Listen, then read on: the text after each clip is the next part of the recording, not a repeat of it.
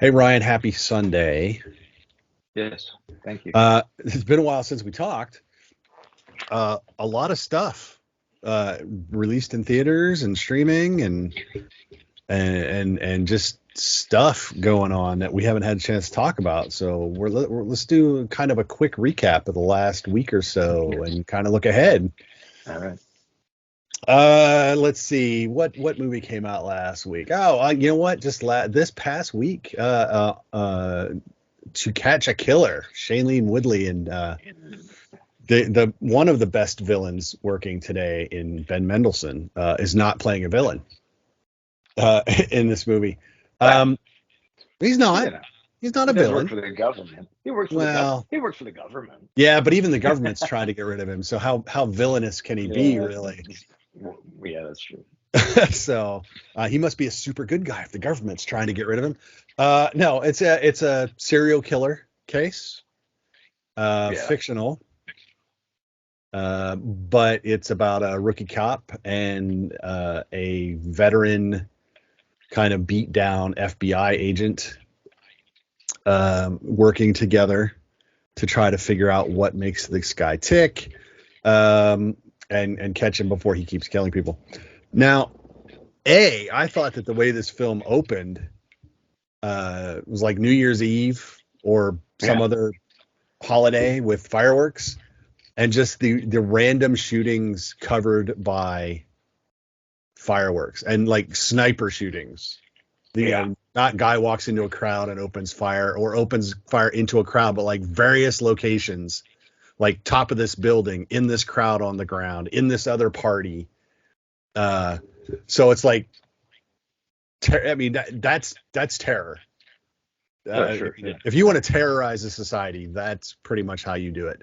Um, and then they find they triangulate the sniper's nest and it explodes. So Shailene Woodley's character gets she's a little too free with her mouth and her opinions about things, and that draws the attention of her bosses who don't like it, and Ben Mendelsohn's agent who kind of does.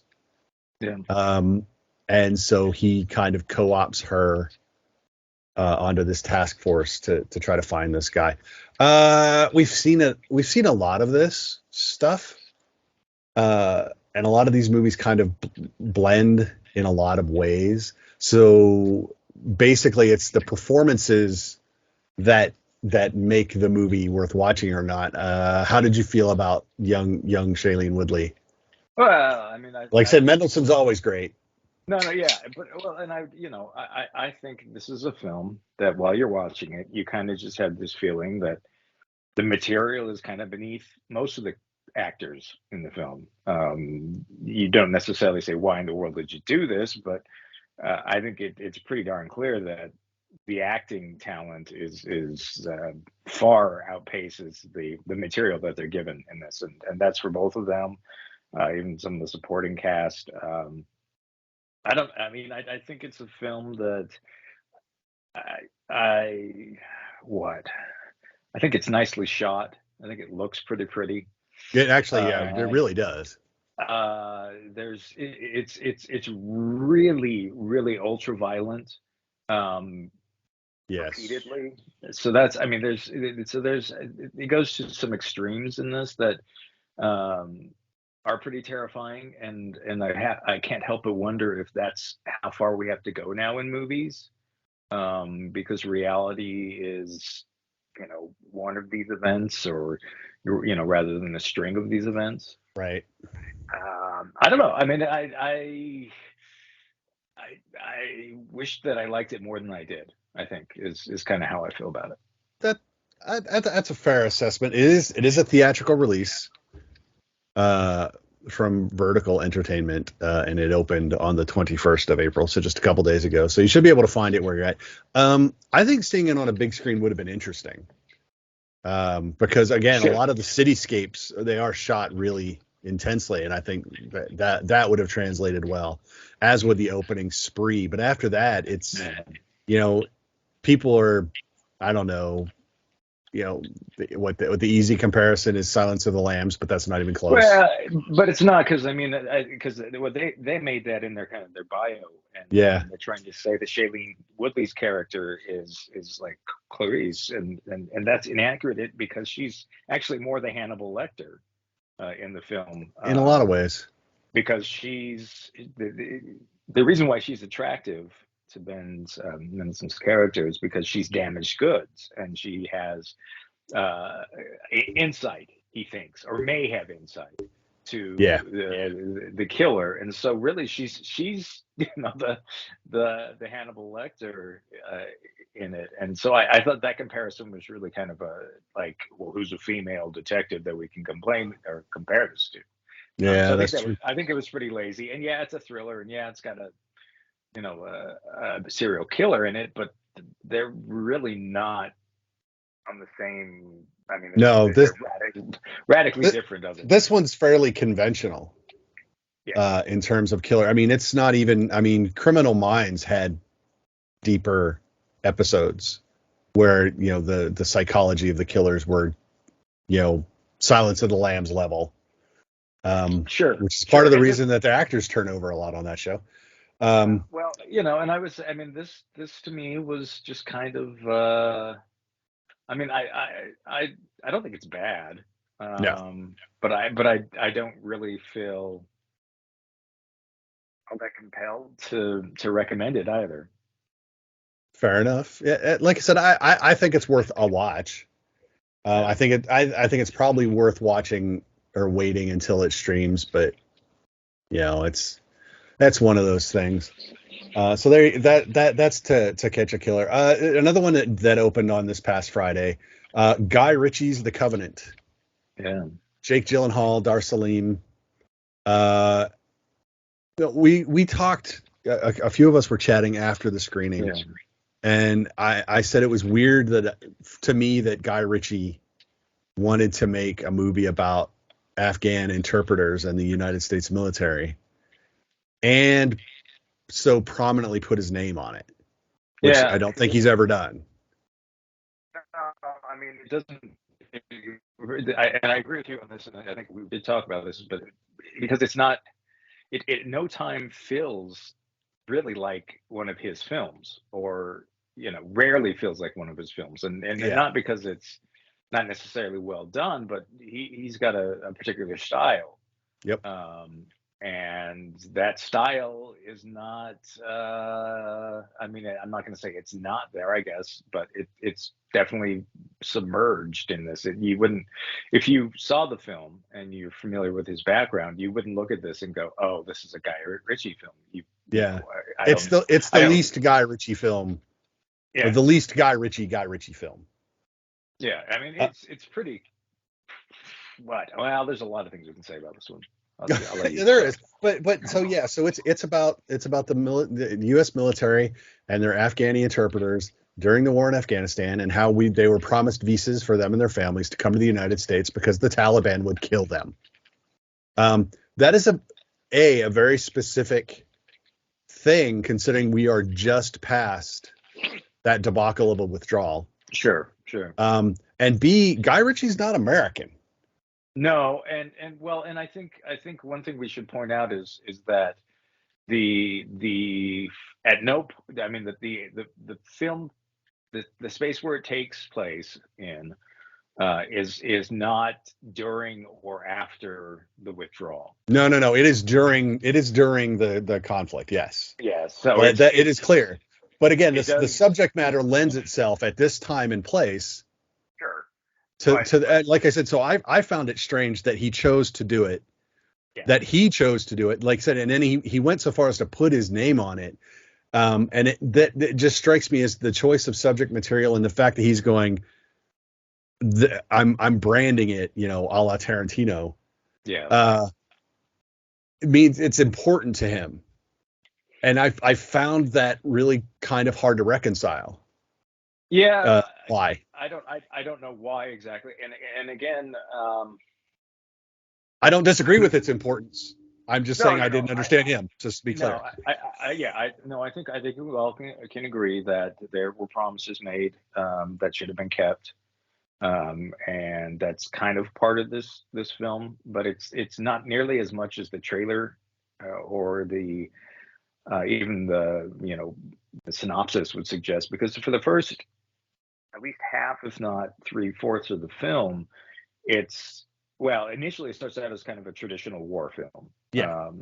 and then it evolves a little bit, and becomes a let's journey through the enemy lines back to um, safety, Yep. which is and something we've seen before as well.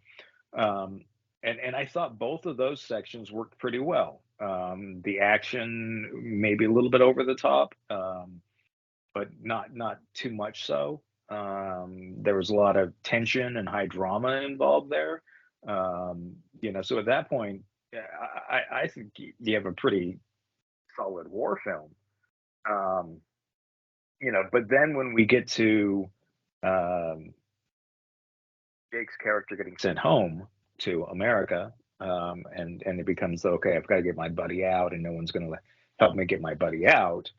I think it bogs down for a while. So I think actually when it gets to the part where that I would think thinks is really important, bureaucracy is not that interesting compared to what I mean. I think there's a lot of things he could have done to make those sections better, because then it returns back to a fairly traditional war film, only even more over the top than it was initially before. So it feels like the important part of this film is probably the worst part of this film.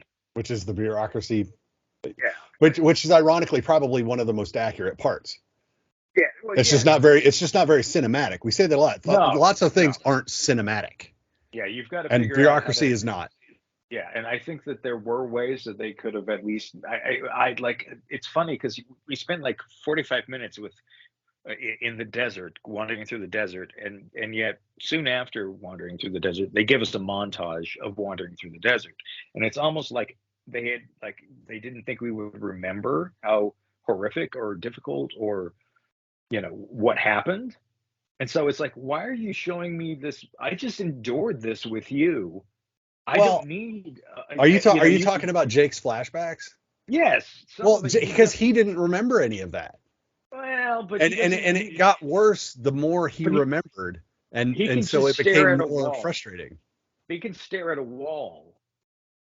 You don't have to, I mean, I just didn't, I thought the way that that whole section was handled it was too long.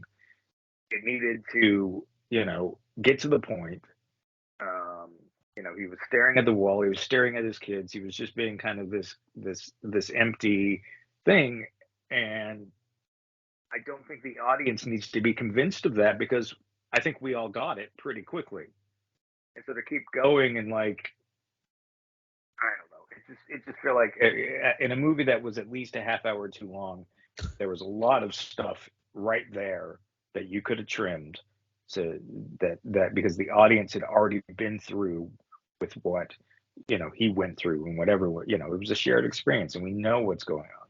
Yeah, it maybe cut the actual section where he's getting dragged, and then just show that a lot of that in the flashbacks, or fill in the gaps, split it between the two. Yeah, you could do that, or I mean, I just think it was an effective film until they got home, and then it kind of became a little boring, because there was no question about what was going to happen next. Right. I think everybody, whether I mean, I don't believe this is actually based on a true story, No. so you're going to get the Hollywood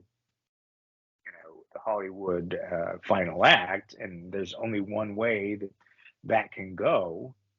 Um, so why prolong it? I don't. I just felt like let's okay. I know what you're doing here. Let's just get to it.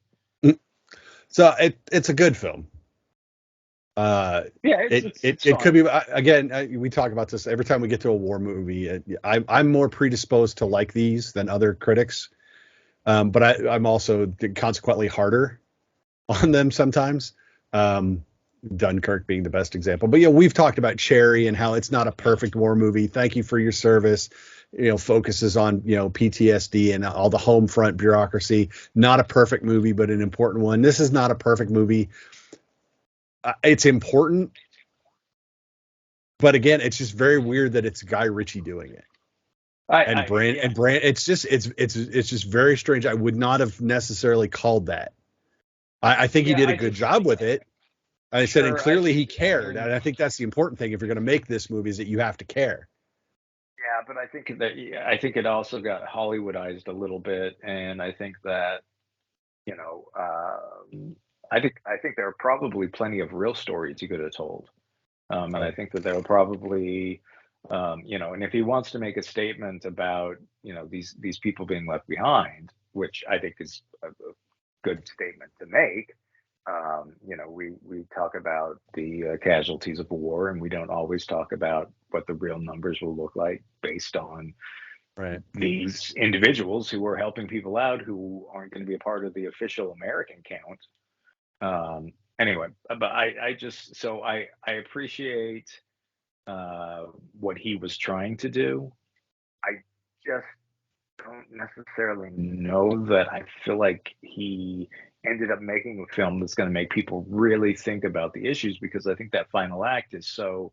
I think it shifts from First Blood to Rambo in that last act. I think that, you know, that it just gets really big and explosiony, and you know, maybe that wasn't. I don't know. I just didn't feel like that was the most effective way to go about it. Right. I do think if you want to see it, you probably want to see it in the theaters. Sure. It's a big screen. Yeah, absolutely. It's a big screen movie. So, like I said, I said I liked it more than you because, but yeah, but I acknowledge it's not perfect. I think I applaud Guy Ritchie for doing it. Because again, it's an important topic to cover. And so it's nice that it's out there, being exposed like that. God, last Friday, a ton of movies released. Yeah. They really did. Chevalier released on Friday. It's a Searchlight film. It's art house. I know you love art house. Yeah. I do like art house. You do. Kelvin Harrison Jr., Samara Weaving, Lucy Boynton in a French Revolution type movie. The real revolution. We're not talking. A lot of people mistakenly think that Les Mis is about that. Les Mis, actually, the events of Les Mis would take place about 40 to 50 years after this. So don't expect to see what you saw in Les Mis. This is a different thing. And really, this film is more about the build up to the revolution than the revolution itself. It's more of the why is there a revolution, and also it's about one an individual who because he was black or a mixed race, his skin was black, but he was raised in a very white world, so neither. Really wanted to totally claim him anyway. But this is based on a true story, and he's a violinist who was a phenomenal violinist and a pretty good composer as well, who kind of gets screwed by the system. Yeah, he worked his way up to the court of Marie Antoinette. She was kind of his patron, and he went through life with a chip on his shoulder because he was black and he couldn't be claimed by his father, so he couldn't inherit anything. His mother was still a slave in Jamaica. I believe it was Jamaica. And so he fought for everything. He was constant. He would be lauded for his ability, but crushed for his skin color. And I like this movie, but I don't love this movie. The movie became too much about his character, Joseph Bologna, and Samara Weaving's character, who's the wife of a marquis, and became about their romantic relationship as opposed to either his music or the lead up to the revolution. I mean, they stuffed the revolution in at the end. But I feel like they kind of just got off topic on this one in a lot of ways. Well, I think they had to emphasize how he went from being a guy who really didn't care about that stuff, because he wasn't really interested in politics. He was only interested in being the um, the best. Best whatever, best musician, best Yeah, fencer, because, well, best I mean, essentially he was told you have to be the best at whatever you're doing, otherwise you're not good enough, right. by his white father. So, um, that's how that goes. Uh, I didn't. I think this was going to be about him. This wasn't about the other characters as much, even though you could have gone into the other characters. There's definitely interesting stuff you could go in through there. But to me, I thought it was interesting that, and not necessarily. Well, I don't think it was a mistake at all. But he's not a particularly likable person, and I think that's, to me, that's always compelling. Simply because not everyone who was extremely talented is No, that's uh, true. like in fact, you would say that because of their levels, and because of the way that they have been treated. I don't, and this is not just a music thing. This is you can see it in sports, you can see it in all sorts of stuff, that in their world they're untouchable, and sometimes they're kind of they think that it's the world, and they sometimes have a really kind of a harsh awakening, and I think that's part of what this was about. So I found it compelling in that there were actually moments where I was like, well, this guy just shut up, and then it was like, well, you know what?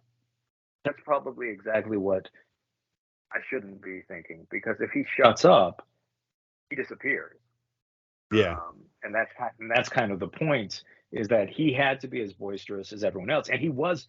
It's not as if the other composers and whatnot were behaving. I guess I don't know how you want to put it, but Right. they were just as outlandish as he was, if not worse, and they were perfectly willing to use their race to one up him because they couldn't beat him in the actual things that they were trying to beat him in. I mean, it's so, to me, that was compelling, but not a yeah. Ultimately, I don't feel like it was a great film. I think it's a good film. I think there's some really good performances, but somewhere along the way, it was just missing something, and I don't know if that's because they should have delved more into the French Revolution aspect of who he became, rather than kind of giving us a work in progress, which is kind of what we end up with. Work in progress, and then obviously they kind of cheat and give us the notes at the end of the film that kind of say Right. what happened next, which and maybe you're right, maybe they needed less of that romantic story and more of the other stuff that came after it.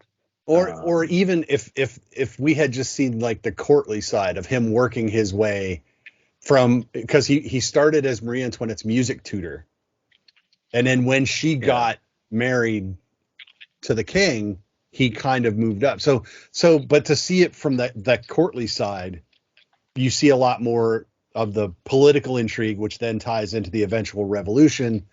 And I think that, but the part of the problem is that they had to write this based on very limited information because he was expunged in a lot of Sure. ways, after his fall from grace.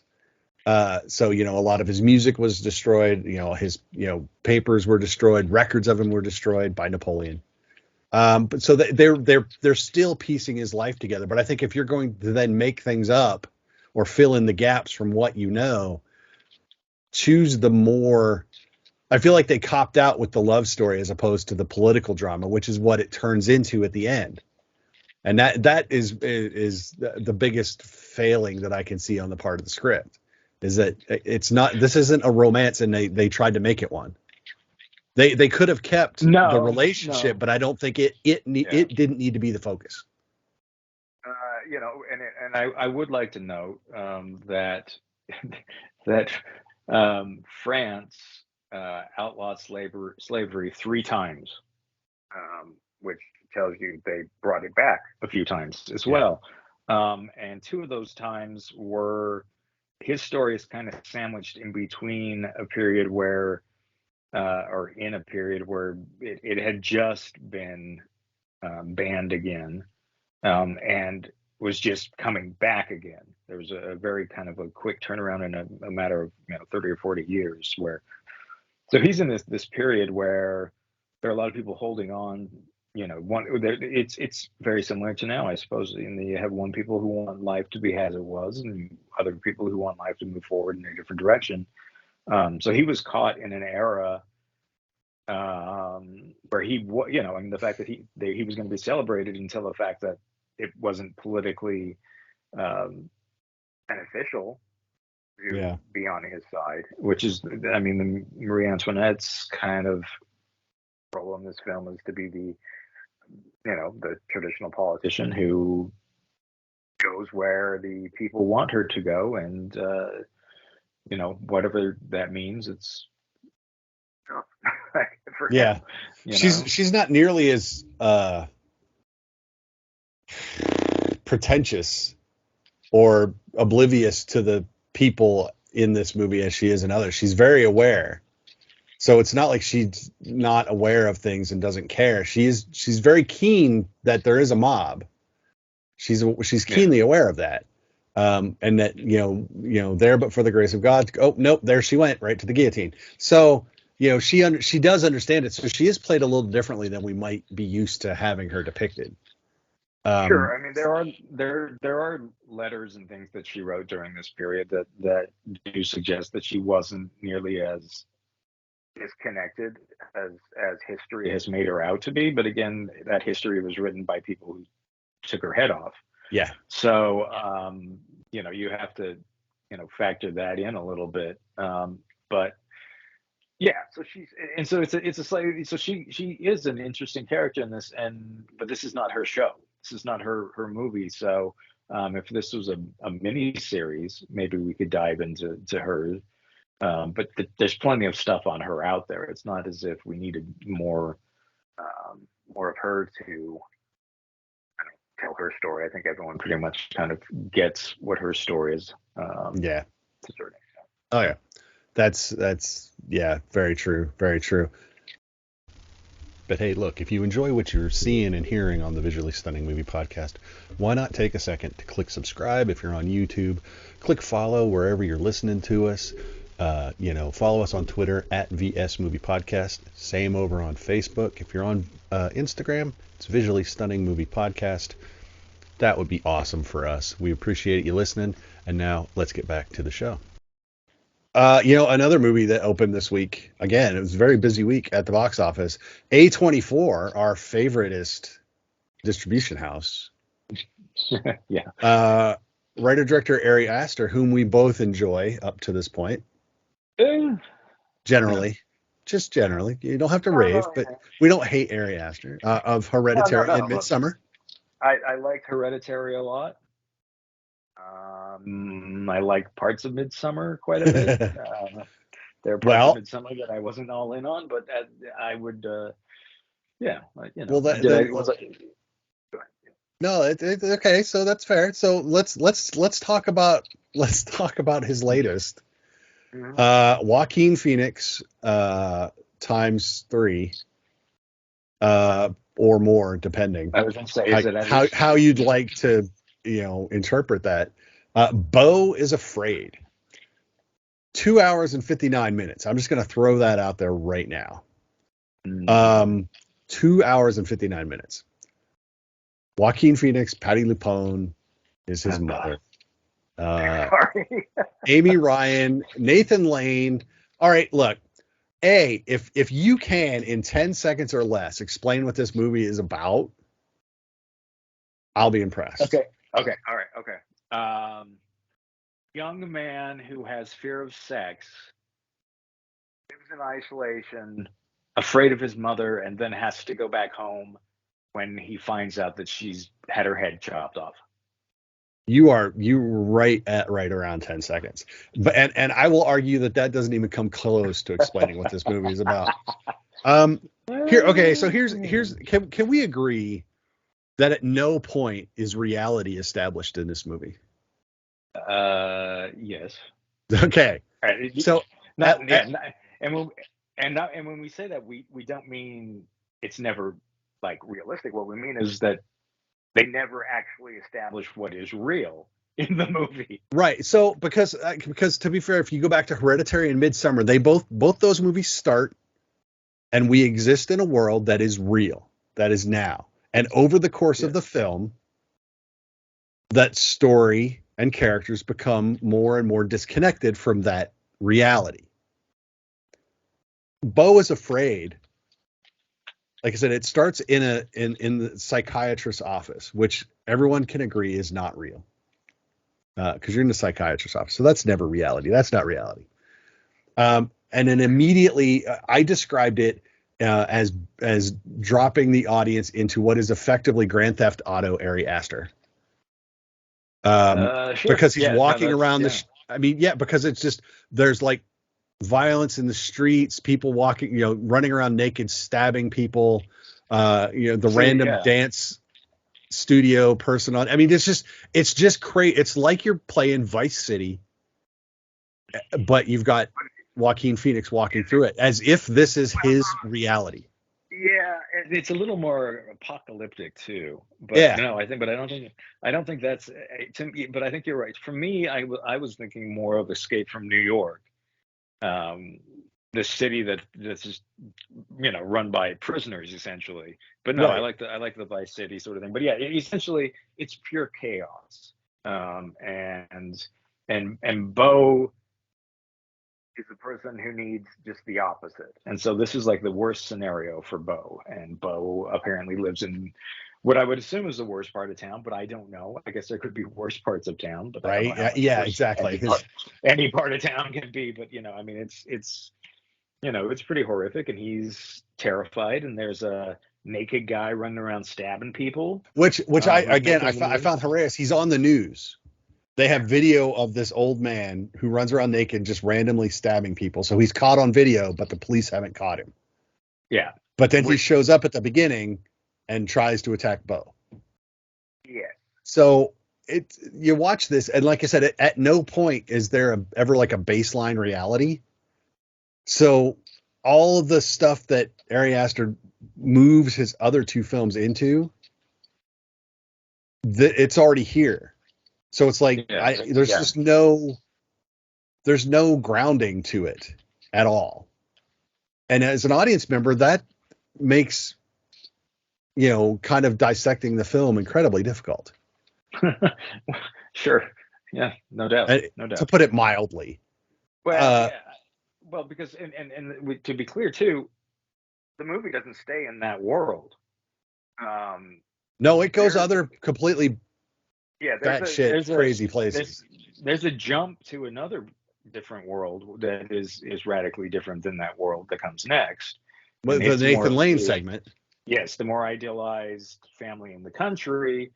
Only it's John Waters writing the family in the country, so this family's really screwed up underneath the surface. You know, Yes. initially they appear pretty normal and whatnot, a little weird, but I don't think that you would assume that what comes next necessarily would come from them. But the daughter is a particularly messed up individual. Actually, Yep. everyone in the family is pretty messed up, Yeah. and yeah, but it's a different again. That's a different world, and then we jump to another world after that, in the forest, In the and forest with like the commune of the artists artists who are putting on plays, and somehow that leads into an animated film for a while. for a little bit, kind of quasi animated. I would almost say it's Song of the South esque Well, in yes, construction, uh, because we're way past Roger Rabbit at this no, point. no. Well, it's opposite of Roger Rabbit because it's one actor in an animated world, basically, Yeah. mostly. It's Beau walking through an animated world that initially is based on the set design of the play in the forest. Yeah, you're really supposed to keep up with all this, I think. I don't know. Anyway, but it keeps shifting, and then is there there's something else, and then he finally ends up at home. Yeah, he leaves the forest and uh, he winds up at his mother's funeral, but that doesn't turn out the way it is, and we're reunited with a girl from when he was young. Which was never really established as well as I think it should have been. I Um, mean, I think you get it, and I don't think it's like, well, who is she? I think it's apparent who she is. But those scenes to me, the Parker Posey plays the yeah, character, and those scenes to me were just awful. Only to be either, but the most awful stuff came after those scenes with a different actress. yeah, But to me, that's really where things start to unravel.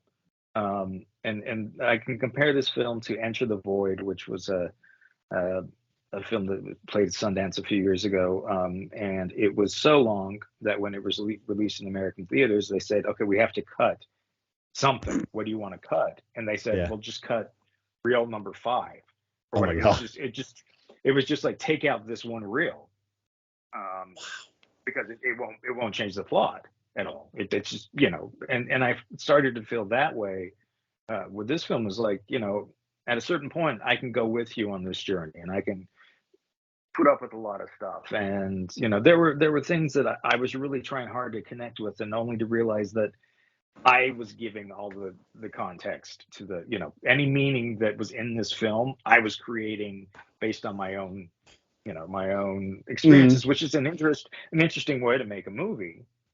Um, but then, like I said, that final, I don't know, 40 minutes, that 30 minutes, whatever it is, it felt like it went on forever at that point. But Before or after it's Parker Posey? right about then, right? Right about where she makes the entrance, and then it's about at that point where I was like, I'm done. Like I can't continue to um, give you benefit of the doubt. I can't continue to fill in the gaps that you're not filling in. I can't Mhm. continue to make meaning out of something that probably has no meaning for you. Like, Right. why am I trying to make meaning to your movie when I don't think you think there's meaning in your movie? Right. Um, and that last half hour, 45 minutes, or whatever it is The just, the defending your life segment. it's so bad. It is It's so it is bad. not. Yeah, it's. I mean, defending your life. By the way, if you've never seen that film, is a great film. Albert Brooks, Meryl Streep, Yeah. great film. And it's kind of a horror riff on that general concept, but it is terribly done. And then we get to the standard Ari Aster long drawn out end Yeah. scene where it's just one scene just playing over the entire credits, um, which I found not nearly as horrific as the end scene of Pearl playing out over the credits. That was truly horrific. But For this sure. film, look, Joaquin Phoenix is great in this movie in any particular scene. Sure. And Yeah. any I'm not. particular scene in a vacuum is interesting. The problem is that over the course of 2 hours and 59 minutes, none of it matters and none of it's really connected. And so why? Yeah, that's an interesting scene, but it doesn't matter. It's an interesting scene, but it doesn't mean anything. It's an interesting scene, but it doesn't tie to anything. So I don't I don't know about this movie. I can't recommend it to anyone to go into theaters to see it. Maybe when it starts streaming, if you would like to see what all the hubbub is about. But if Uh, you're gonna do that, I think the instant that it's too much, you just turn it off. And I yeah, think it's there's better. I no think need to finish. If you ever get to I the point where I you're like, maybe I should turn this off, just go ahead. Just it, go ahead it, and turn it off. You're fine.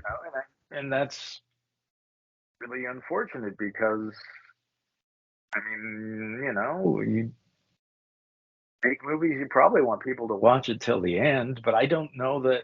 I mean, it honestly felt like, you know, that he was essentially thumbing his nose at anyone who stuck around for the end. It kind of like maybe he was seeing if anyone could outlast him. Yeah, and it just I get the feeling that somewhere he's probably got like another hour or two of footage ugh. that he could Uh, easily have put in.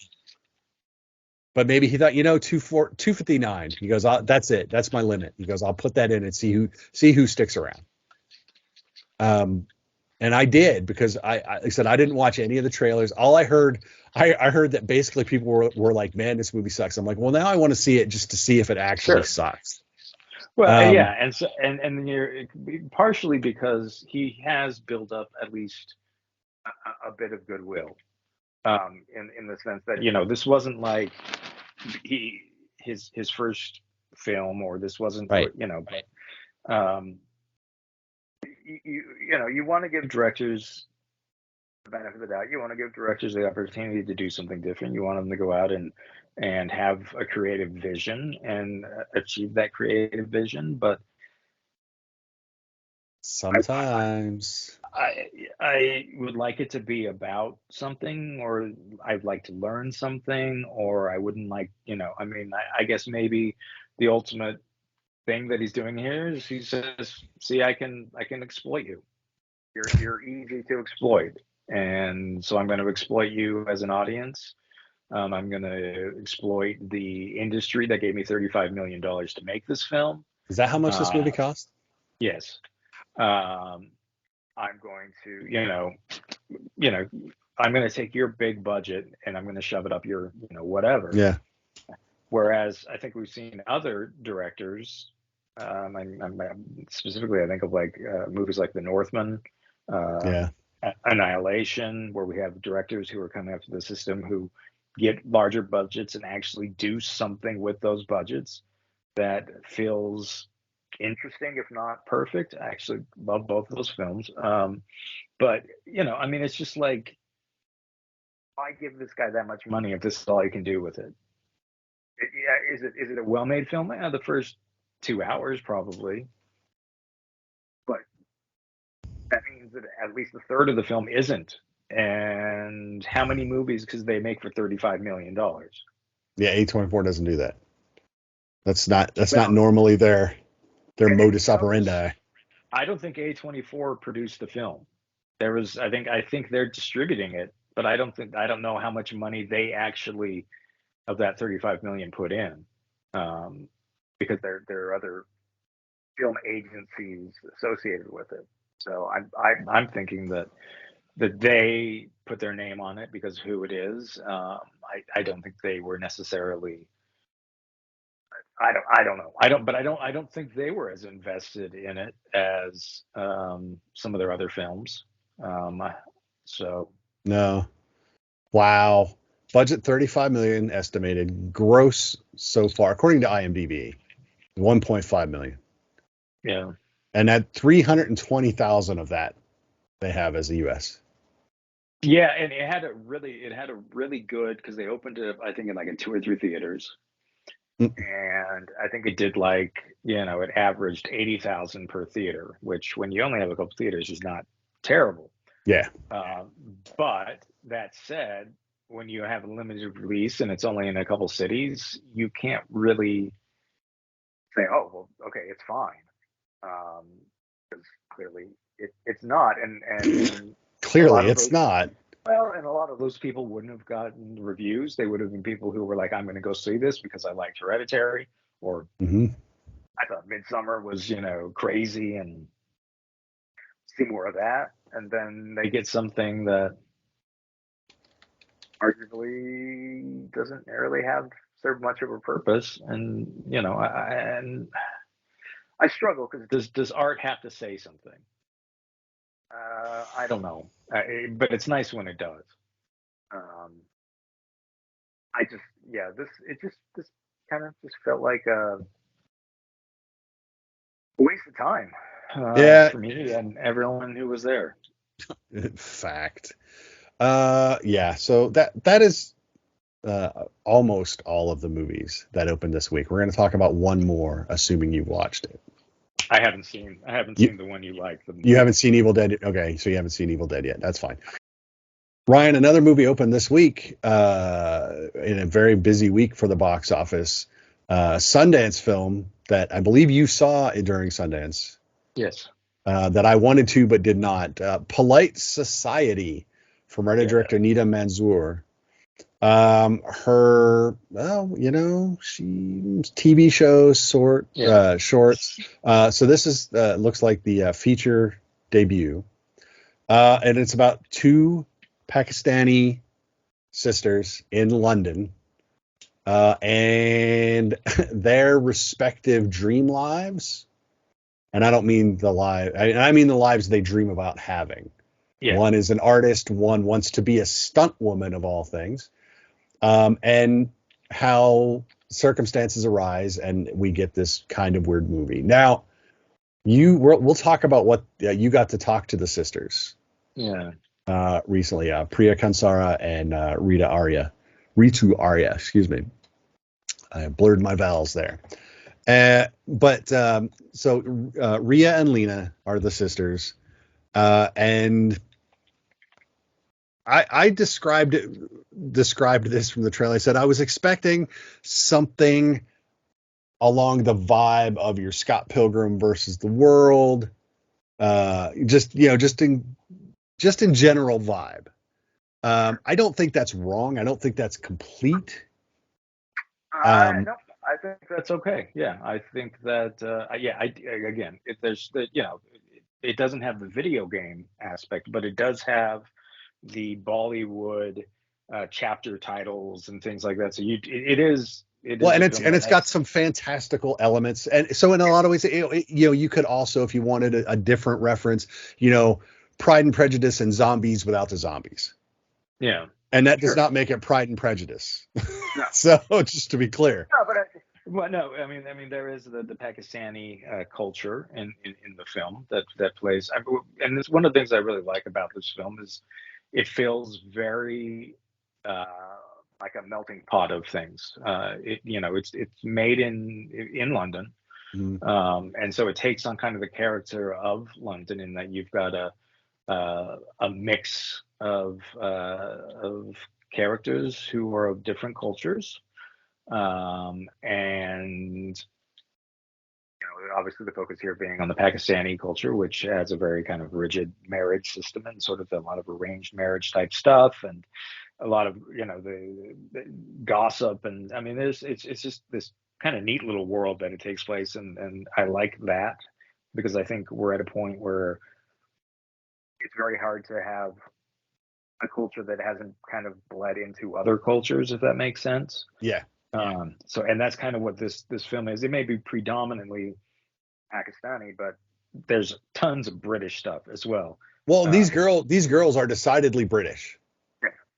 Yeah. In a Pakistani family of Pakistani heritage. So just to be clear, but they're British girls.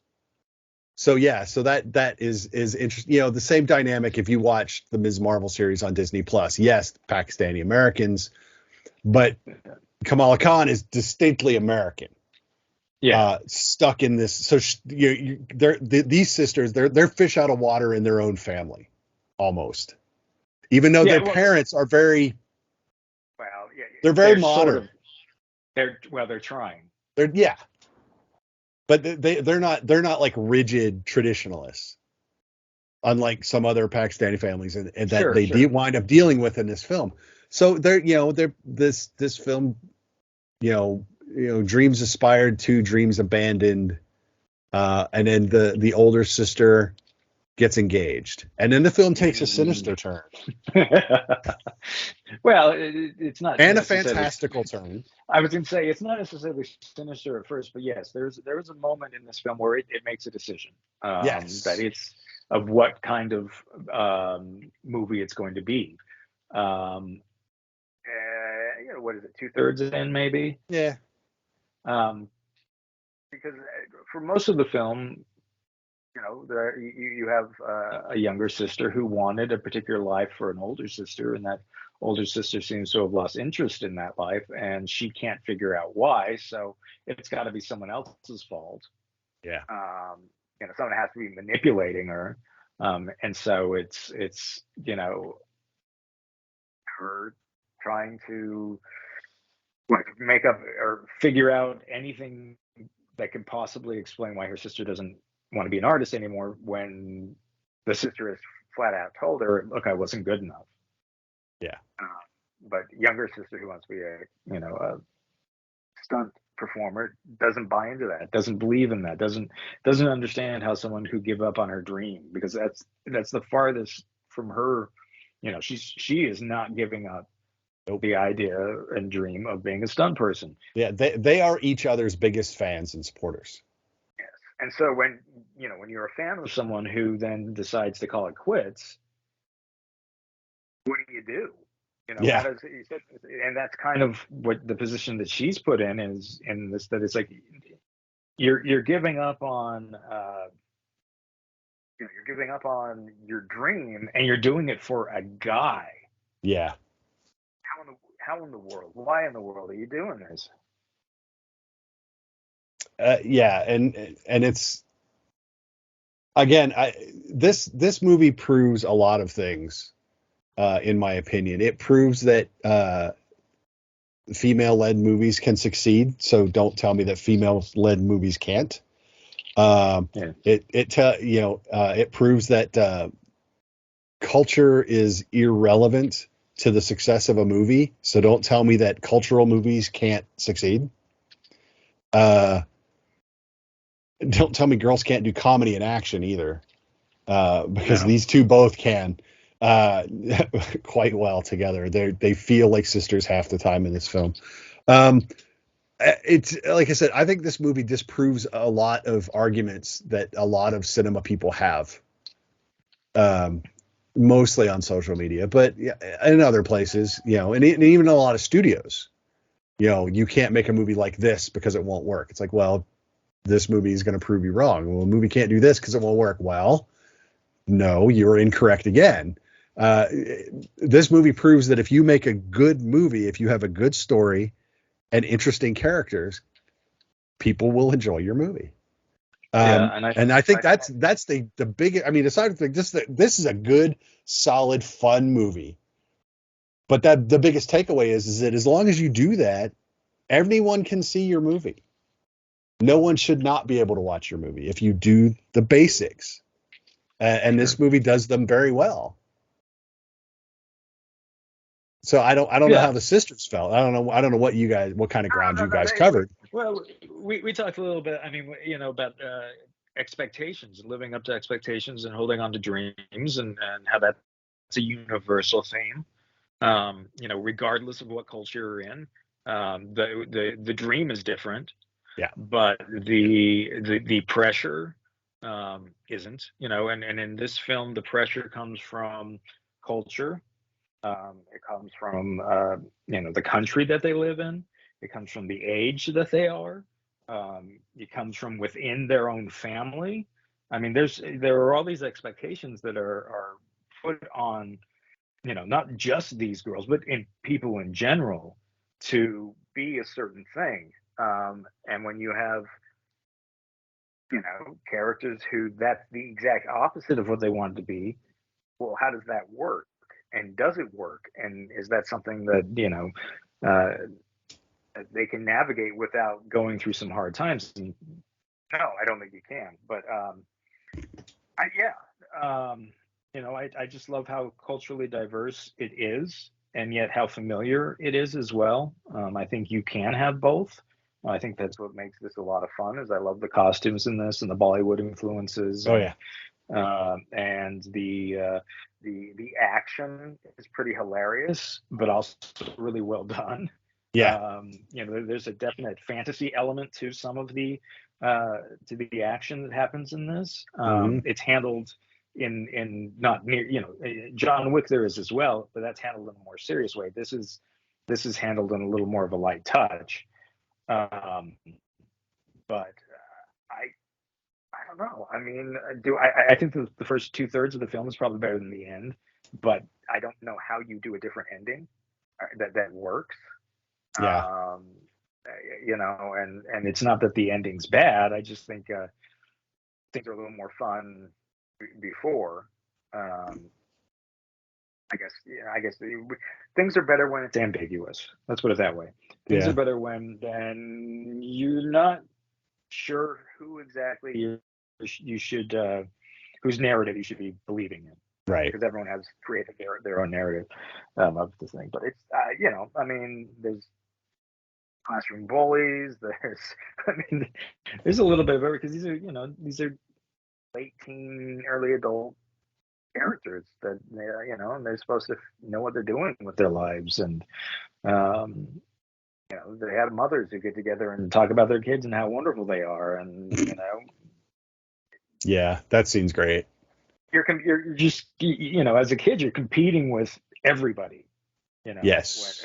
whoever your mother's friends with, you're competing with those kids as well, even if they're 5 years older, or in better circumstances or whatnot. Anyway, I just think it's a fun film.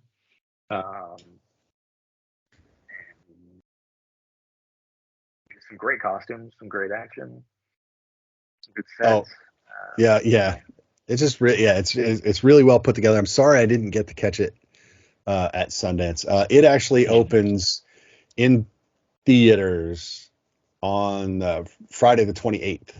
So it's coming out this week. And that looks like it should be good fun. And it'll have a week of it'll have 1 week before Guardians swoops in to take the comedy quadrant over from this one. But I think there's still an audience here. I think word of mouth should help this one. It's not going to do Guardians numbers. Oh no, but I'd love to see it succeed, just because it is kind of a slightly different, amusing sort of film that has characters that are different than what used to seeing. Again, there's the cultural elements that are different than probably what we're used to seeing. And when you can use culture as a building block rather than a roadblock, which is what this one does, Yep. think I think that's a wonderful thing. So yeah, I hope we well, um, and I hope we see more risks taken like this. Yeah. This is what I'd like Absolutely. independent cinema to do. So Take a risk and land it, and this one has. So so that is Polite Society opening this Friday, the 28th. Definitely check it out. If you want to have a little bit of a different experience cinematically, it's just nothing about this is really rote. Everything's just a little off center, but in the good way, generally speaking. So that's it. That we still have tons of stuff coming out. I mentioned Guardians of the Galaxy Volume 3. That's coming out in a couple weeks. We'll be talking about that. Just a ton of stuff. Summer movie season is basically upon us at this point. So ought to be a good time. Ryan, thanks for coming on. I know I will see you this week, definitely at Guardians, if not any other time. And we will talk about that. Enjoy the rest of your weekend, everyone. Don't forget to like us, follow us on social media at VS Movie Podcast. You know how that works. Like, subscribe, review, all that good stuff. Take it easy. Be safe. I am Mark. That is Ryan. Bye, Ryan. And we will talk to y'all later. Bye-bye.